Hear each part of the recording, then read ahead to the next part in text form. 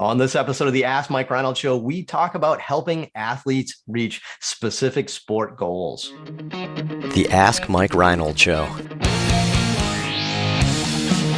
Helping people feel better, move better,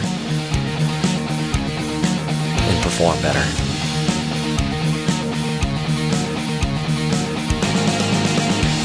Before we get to the podcast, I wanted to make sure you knew about my free online course on the Introduction to Performance Therapy and Training. If you want to learn how to get started optimizing and enhancing performance, this is the course for you. Head to MikeReinold.com/performance to sign up today. Welcome back, everybody, to the latest episode of the Ask Mike Reinold Show. We're here at Champion PT and Performance up in Boston, answering your questions. Anything you want to talk about, PT, fitness, sports performance, career advice, anything, head to MikeReinold.com, click on that podcast link, and you can fill out the form to ask your question that we can answer on a future episode. Well, let's see. We are joined today. We have Dave Tilley, Lenny Macrina, Dewesh Podell, and Kevin Coughlin and Adley. She can't hear you with your headphones on, right? And for people that aren't watching the video and just listening on there, it's school vacation week that we're filming. It's my daughter. Funny, awesome. Len, who do we have for students today? We have some lovely students today. Just lovely. We'll go ladies first. We have Grace Suggs from Duke University. We have Aaliyah Penner. I think Penner is from Duke University. And we have Dean Bono, not Dean Bono, from George Washington. And we have Sean Beanie from UNLV, Nevada, Las Vegas. It's funny that they're all at work with masks on, and we're all still home without our masks on. They're around each other. Oh yeah, of course. But we didn't even make it into work yet. It's early for us. Have we ever had two students from the same university at the same time? We have, yeah. I think it's not often. I think we did Belmont. How'd that go? Was it a disaster? It was good. Yeah. Okay. No, it was good. I found that Grace and Aaliyah are like super competitive with each other, and it's awkward at times in the clinic. Right. I'm kidding. Just kidding, Duke. Yeah, no, Duke's great. We have great students. So, all right, who's up to ask a nice question today? It's Grace Suggsy. Okay, Brad from Florida. I see a lot of athletes that are looking to improve one specific thing about their sports performance. For example, pitching velocity, jump height, or sprint speed. How much focus do you spend on this one aspect of their goals versus just a generalized training program? Awesome. Great question, Brad. I like this question, right? And I think we're starting to see this more and more as, the youth sports movement right now, and everything in early sports specialization, everything like that. There's so much more focus on them improving, not necessarily just becoming an athlete, but improving on a skill over and over again. Right. And there's probably nobody that knows that better than, Dave Tilley, who's probably been on the opposite side of too much specificity. Right. And then, I'm sure Dewesh can talk a little bit about, too much generalized too, but I don't know, Dave, I don't know. You want to start this one off, Dave, and just say, from a gymnast perspective, when somebody comes to the gym, to train, oftentimes they're thinking, I want to get better at my one event or this one specific skill that I can do with my body. Right. Maybe you can comment on some of the, the pros and cons of that approach. And then maybe Dewey can jump in with some generalized stuff. Dave, you're muted. I think that's like the first time you've ever done that, by the way. You're a podcaster. You're a podcaster pro. Why are you muted?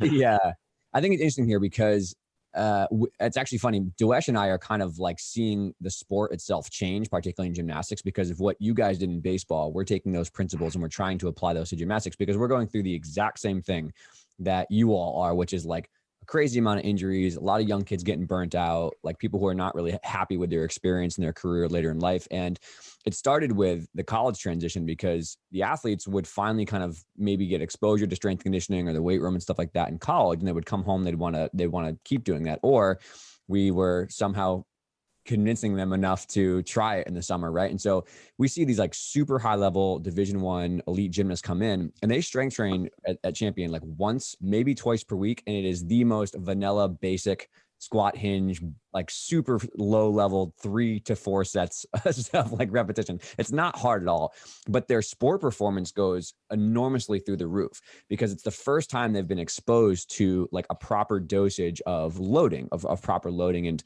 you know, don't go down the physiology rabbit hole, but we know like a lot of those type 2 fibers and a lot of those things that they're maybe not tapping into, they've optimized the technique bucket and the sport specific bucket and the actual, like, you know, mechanics of their skills so much in the last 18 years that, you know, there's not a lot of room left in that bucket to put more on top of before you start overloading with injuries and kind of like sport specific pathology.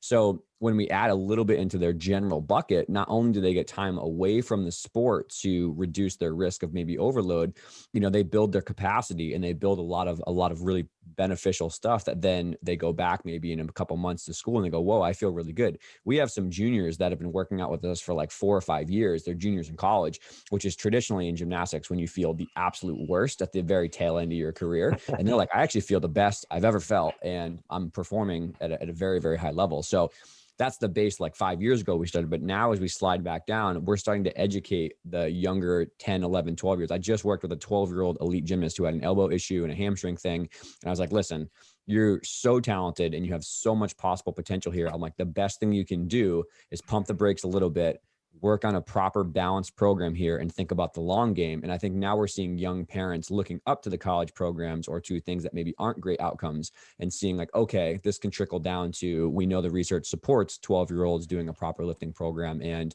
now it's becoming an issue of, okay, how do I find a great strength coach? What's the best program for a gymnast versus a baseball player versus a track person? So that's where we're, you know, we joke behind the scenes all the time at Champion, like it's a blessing and the curse being tip of the spear because there's no research to pull from and be like, oh, gymnasts do this and it works. But at the same time, it's exciting because we can offer somebody something very, very low hanging fruit to make them better as an athlete, which is that more of the general side, you know, balancing that throughout the year. I like that. And you know what? I think though, with your specific example right there is you have people that are already really good at something. Yeah. And you're layering some generalized training on top of that to make them maybe more resilient, to increase their body's capacity, or to make them, I do think it probably, it does everything. It helps their performance. Yeah, they do get faster. The numbers. Yeah. So, you know, but I think you're in a unique setting where you're coming with somebody that is already highly specialized in a skill and then layering general on top of it. Maybe that's going to be the conclusion of this episode, is that's the answer too, is that it depends on the person in front of you. Right. But all right, Dewey, let's flip it. You got a 13-year-old kid coming in here and all he wants to focus is on whatever, vertical jump height or whatever, pitch velocity. We see that a lot in baseball. Yeah, he just wants one thing, right? And then, you know, it's funny too, because sometimes when you get into the youth, you talk about, you know, the parents are involved too. And they're like, the parents sometimes come in and say like, well, no, he needs to jump higher. I'm watching the games and he doesn't jump as high as all of his teammates, right? And you're just like, oh boy. But, you know, and then they see you working on like, you know, like low level squat patterns for a month. And they're like, when are we going to start jumping? But dude, let's take the exact opposite. Let's take somebody that isn't highly specific at one thing and wants to get highly specific. What would you do different for that person? Yeah. So, I mean, first I want to acknowledge what Dave said, because I think it 100% depends on, you know, the person's training age and how much of an expert they are in their actual sport, because yeah, that person's going to need way less sport specific stuff because they're probably missing the more general stuff. Now for our 13-year-old, that is always going to be general because he's so young or she's so young and, you know, they haven't had that much training in their sport and in a weight room setting. We got to kind of attack it from, you know, every quality. So we can't forget about all of our general strength training and our basic patterns like squat, hinge, lunge, push, pull, carry, like all that stuff. Now with that said, I think we do introduce quite a bit of like the actual sports specific, right? And I don't necessarily like calling it sports specific. Let's call it like task or activity or quality specific, right? Because if someone wants to jump higher, that's not really like specific to basketball. You know what I mean? Like we start introducing jumping or power movements or plyometric movements in different positions, planes, and with different symmetry of limb. So whether we're talking about a split stance or true single leg or bilateral.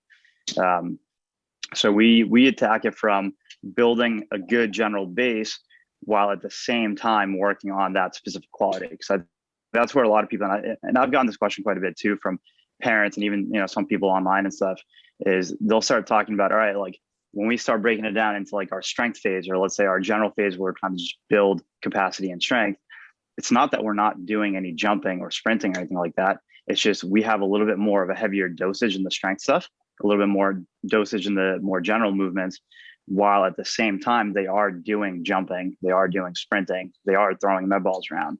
But if we come to a period of time, or let's say a period of a year where we're trying to get an athlete really prepped for their sport, maybe we just flip-flop that a little bit, where the volume of jumping, med ball throwing, sprinting and stuff just picks up a little bit more, and the strength training volume dips down a tiny bit. So that's kind of how we wave it up and down. It's not that one goes away and the other one completely takes over. It's just we kind of wave what happens, or what's there in the program a little bit more versus what's in the program a little bit less. Which makes sense, right? And putting it all together, I mean, all of this makes sense to the person. I think more importantly is, I think a lot of people understand that, we have to build a base before we really work on some specificity, or it'll just be challenging to maximize the efficiency, the output of that person, right? Like, for example, like, jumping higher, running faster, all these things, right? Like, you're not going to do that if you're weak, right? Mm-hmm. You're not going to do that if you can't take that strength and make it explosive, right? So I think a lot of us get that. I do think sometimes in our profession, sometimes we get a little too, maybe we're seeing that 20% of our program at Champion that's specific